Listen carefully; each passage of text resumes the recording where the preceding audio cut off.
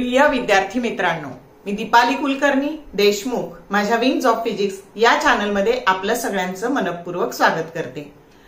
तर आजच्या आपल्या व्हिडिओचा विषय आहे स्ट्रॅटेजी फॉर नीट 2026। म्हणजे 2026 ला जी नीट परीक्षा होणार आहे, तर या परीक्षेला जी मुलं बसणार आहेत तर त्यांची स्ट्रॅटेजी काय असली पाहिजे त्यासाठीचा मी हा व्हिडिओ बनवलेला आहे। 2024 साली जेव्हा नीटची परीक्षा झाली तेव्हा पेपर लीकचा इश्यू झाला। 2025 च्या नीट परीक्षेमध्ये काठिण्य पातळी पेपरची खूप जास्त होती आणि त्यामुळे खूप जणांना पेपर अवघड गेला आणि नीटला स्कोअर आला नाही। आणि त्यामुळे काय झालंय, या अशा सलग 2 वर्षांच्या इश्यू झाल्यामुळे काही मुलं ही तिसऱ्यांदा यावर्षी रिपीट करतायत, काही दुसऱ्यांदा रिपीट करतायत आणि काही प्रेशर्स आहेत। आता सगळ्या मुलांच्या मनामध्ये खूप सारा ताण आहे, तणाव आहे आणि तुम्हाला असं वाटतंय का पेपर सोपा निघेल का पेपर अवघड निघेल, मी केलेलं पडेल का, किंवा परत पेपर लीक सारखे काही इश्यू तर होणार नाही ना, माझ्या या सगळ्या मेहनतीवर पाणी तर पडणार नाही ना। तर ह्या सगळ्या संभ्रमावस्थेत अशी मुलं आहेत। तर बाळांनो, एकच लक्षात ठेवा, जे आपल्याला टाळता येणार नाही त्याच्यावर विचार करण्यापेक्षा जे हातात आहे ते आपण करू शकतो। आता सध्या वेळ आहे स्वतःला प्रेरणा देण्याची, सेल्फ मोटिवेटेड रहा, भरारी घेण्याची हीच वेळ आहे। बघा, सगळं काही परत आणता येतं पण वेळ परत आणता येत नाही। असं म्हटलं जातं, समय के पास इतना समय नहीं है कि वो आपको दोबारा दे सके। गेलेली वेळ कधीच परत आणता येत नाही आणि म्हणून जेव्हा तुमच्या हातातून वेळ निघून जाते तेव्हा पश्चातापाशिवाय काही राहत नाही। आणि म्हणून खऱ्या अर्थाने भरारी घेण्याची हीच वेळ आहे। जेव्हा एखादी वाट तयार होते ना, ती वाट तयार व्हायला जेवढा वेळ जास्त लागतो ना तेवढी ती वाट सुखाची तयार झालेली असते। आणि म्हणून तुमच्या आयुष्याची अशी वाट जर तयार व्हायची असेल तर तुम्हाला खूप सारी जिद्द ठेवावी लागेल, चिकाटी ठेवावी लागेल, मेहनत घ्यावी लागेल, हार्डवर्क करावं लागेल, मग तुम्हाला यश मिळणार आहे। तर बघा, जे मुलं सक्सेस झाले त्यांचे आपण जर पॉडकास्ट पाहिले आणि ज्यांना मार्क्स मिळाले नाही, जे अयशस्वी झाले, तर त्या दोघांमध्ये काय फरक असतो। जेव्हा ज्याला यश मिळालं तो मुलगा, जेव्हा ज्याला यश मिळालं नाही तो मुलगा एखादी कुठेतरी पिकनिक करत असतो, एखाद्याचा बर्थडेची पार्टी करत असतो, तेव्हा ज्याला यश मिळालंय हा जीवतोड मेहनत करत असतो। त्याने कधीही कुठल्याही प्रलोभनांना तो बळी पडलेला नसतो आणि त्याने हार्डवर्क करून ते यश मिळवलेलं असतं।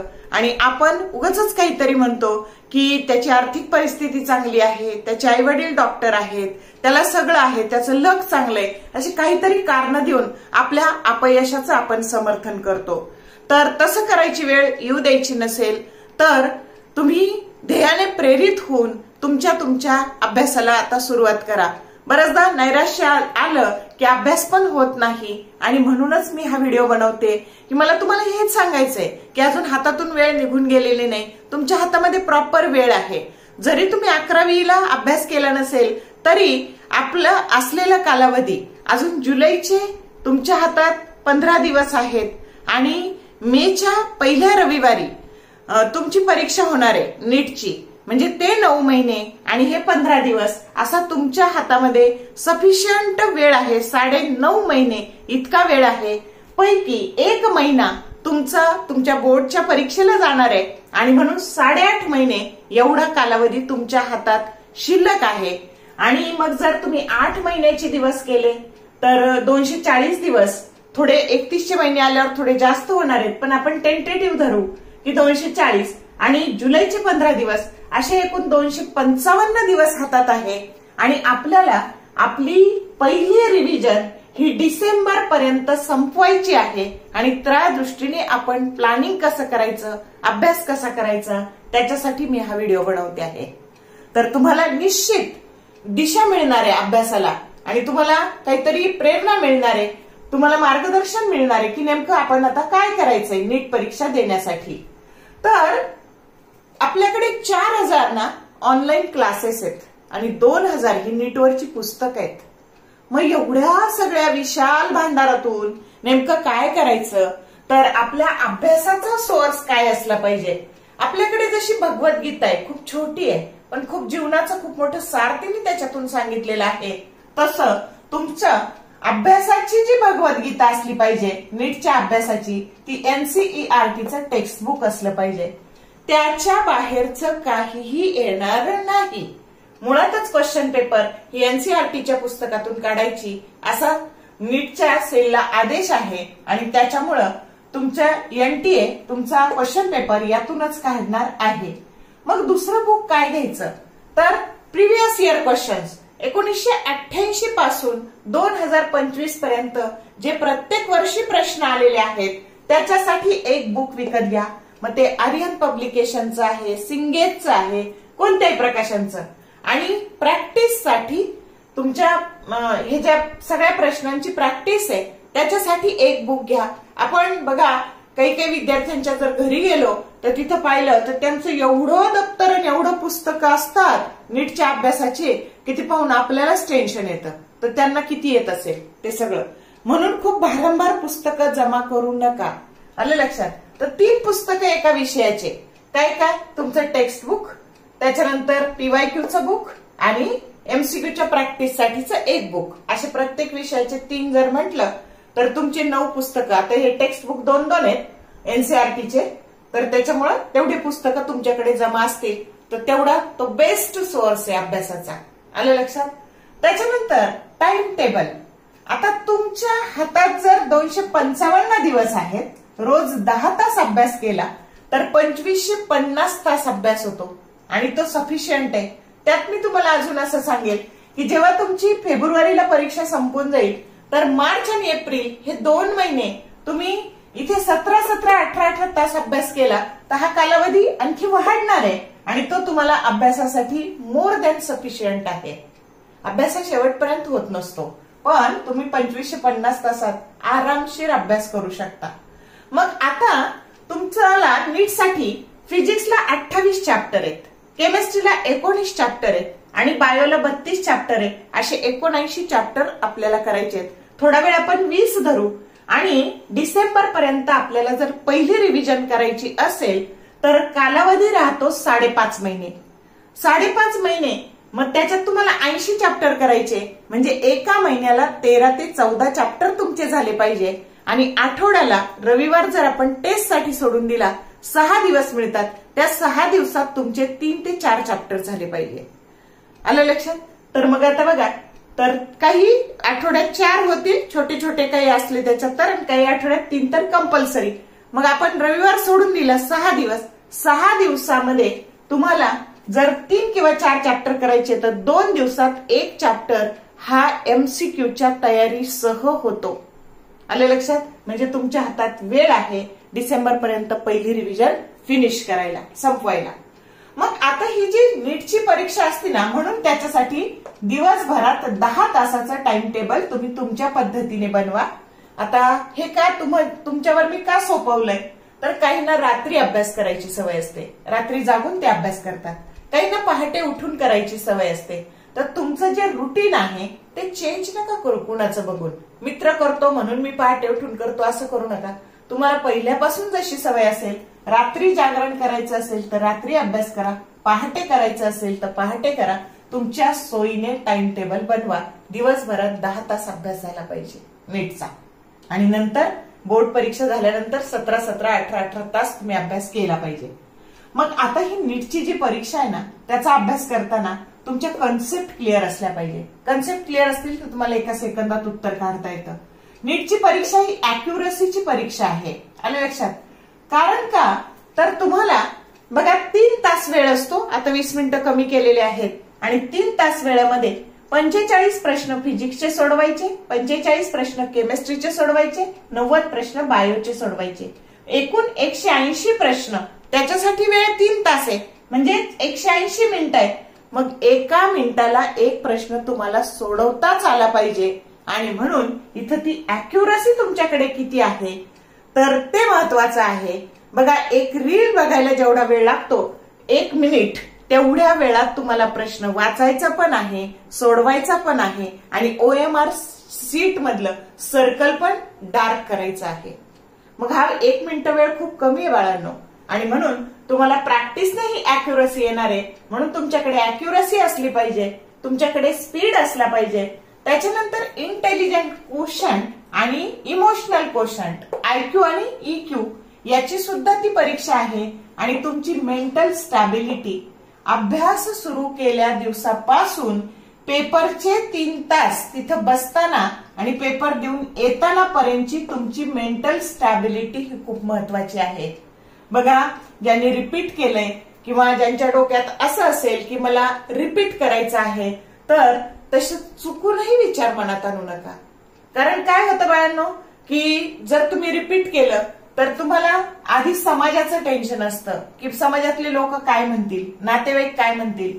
सबसे बडा रोग क्या कहेंगे लोग, समाजाचा विचार करू नका. आलं का लक्षात? आणि त्याच्यामुळे जर तुम्ही रिपीट करणार असाल तर तो पण विचार मनात आणू नका. कारण जर रिपीट करायचं असेल तर तुमचं स्वतःचा वेळ, त्याच्यानंतर पैसा, कष्ट हे तर सगळं वाया जातं. आयुष्यातलं 1 वर्ष तुमचं वयाने पण वाढतं. आणि तुमच्या सोबत तुम्ही रिपीट केलं ना की तुमचं सगळं घरदार टेन्शन मध्ये राहतं. हा परीक्षेचा अभ्यास कधी ना कधी तुम्हालाच करायचा आहे. मग का नाही रिपीट करून एवढं टेन्शन वाढून घेतल्यापेक्षा आणि एवढ्या गोष्टींचं नुकसान करण्यापेक्षा आत्ताच करा ना नीट अभ्यास, अजून वेळ आहे ना हातात. त्याच्यामुळे तुमची मेंटल स्टॅबिलिटी ही खूप महत्वाची आहे. मग अभ्यास करताना काय करायचं, तर स्वतःच्या नोट्स बनवायच्या.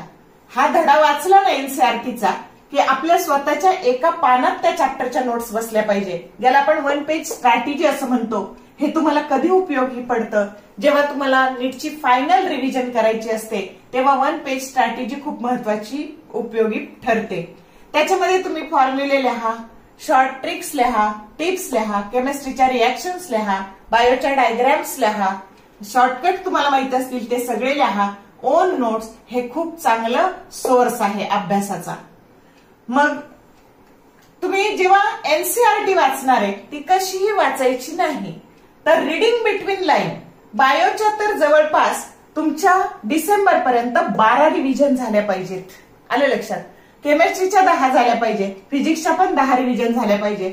मग तुम्ही पुस्तक वाचताना त्यातले टेबल, NCERTच्या पुस्तकातले टेबल चांगले करा. तिथे काही चार्ट असतात, ते चार्ट चांगले करा. त्याची समरी काळजीपूर्वक वाचा. त्याच्यानंतर आता बघा, टेबलवर जर तुम्ही फिजिक्सचे PYQ पाहिले नीटचे, तर इलेक्ट्रोमॅग्नेटिक वेव्ह चॅप्टरच्या खाली जो तुमचा चार्ट आहे तो जसाची तसा पडलेला आहे नीटच्या परीक्षेला. ग्रॅव्हिटेशनच्या खाली जो चार्ट आहे, टेबल आहे, तो जसाची तसा पडलेला आहे. आणि म्हणून PYQ पाहिल्यामुळे आपल्या अभ्यासाला एक प्रॉपर डायरेक्शन मिळते. समरी वाचा. त्याच्यानंतर जे बॉक्सेस आहेत ते बॉक्सेस करा. त्याच्यानंतर केमिस्ट्रीमध्ये नेम रिएक्शन चांगल्या करा. जे ग्राफ्स आहेत ते बघा. सॉल्व्ड एक्झाम्पल सुद्धा रिपीट होतात परीक्षेला, ते बघा. त्याच्यानंतर धड्याखाली जो एक्सरसाइज दिलेला असतो तो नीट करा. आणि मग जेव्हा तुम्ही ऑनलाईन असेल, ऑफलाईन असेल, जो क्लास लावला असेल तो टेस्ट घेतो. दर आठवड्याला ते एक टेस्ट घेतात. समजा 3 विषयाचे 3 चॅप्टर असतील तर ते तुम्ही खूप चांगले करा. अशा पद्धतीने करा की हा फायनलचा पेपर आहे. आणि असंच थोडा थोडा करून तुम्हाला जे आठवड्यात 3 चॅप्टर करायचे ना, तर त्या टेस्टला 3 विषयाचे 3 चॅप्टर असले तर ते करा. म्हणजे ते अशा पद्धतीने तुमचे थेंबे थेंबे तळे साचे या नावाने तुमचं ते अभ्यास तयार होणार आहे. आणि म्हणून तुम्ही जी टेस्ट वर्गात जो चॅप्टर शिकवताय त्याच विषयाचा त्या दिवशी घरी येऊन अभ्यास करा. बघा, खूप कमी वेळ लागतो. आणि तुम्ही जर तो चॅप्टर नंतर 8 दिवसांनी 10 दिवसांनी उघडला ना तर तुमचा वेळही जातो, तुम्हाला तो लवकर समजत पण नाही. म्हणून जो चॅप्टर तुमचा वर्गात चालू आहे तो चॅप्टर लगेच घरी येऊन करा. बघा, खूप कमी वेळात चांगला अभ्यास होईल. त्यानंतर तुम्ही टेस्ट देताना उगाच द्यायची म्हणून देऊ नका, सिरियसली टेस्ट द्या. त्याने काय होतं तर आपल्याला काय आलं नाही, त्या टेस्टचा क्वेश्चन पेपर आल्यावर आपण कुठेही फेकून देतो, तसं करायचं नाही. त्याला व्यवस्थित फाईल करा, कलेक्ट करून ठेवा आणि तो घरी आल्यावर बघून सोडवा. म्हणजे तुम्हाला तुमच्या पडलेल्या मार्काचं अनालिसिस करता येईल आणि त्याची रिव्हिजन करायला पण हे अनालिसिस उपयोगी पडेल. आणि रिव्हिजन करताना आपल्याला कळेल आपला कोणता भाग वीक आहे, कोणता भाग स्ट्रॉंग आहे आणि त्याच्यासाठी तुम्हाला मदत होईल. आता कधी कधी ह्या टेस्टच्या मार्काला तुम्हाला कधी कधी खूप चांगले मार्क्स पडतात आणि कधी कधी स्कोअर खूप कमी येतो. तर बघा, बरेच मुलं या छोट्या छोट्या गोष्टीहून आत्महत्या करतात. तर एक लक्षात ठेवा, one single piece of paper cannot decide your future. खूप सारे मार्ग उपलब्ध असतात. हे झालं नाही तर ते झालं नाही तर ते. आलं लक्षात? काही काही विधिलिखित गोष्टी या ऍक्सेप्ट कराव्या लागतात. तुमच्या नशिबातच जर डॉक्टर व्हायचं नसेल तर नाही तुम्हाला सक्सेस मिळणार, पण आपण प्रयत्न सोडायचे नाहीत. आणि म्हणून तुम्ही ही जी टेस्ट देताना तर ती सिरियसली द्या, त्याचं अनालिसिस करा आणि रिव्हिजन करून जो वीक भाग आहे त्याच्यावर स्ट्रेस द्या.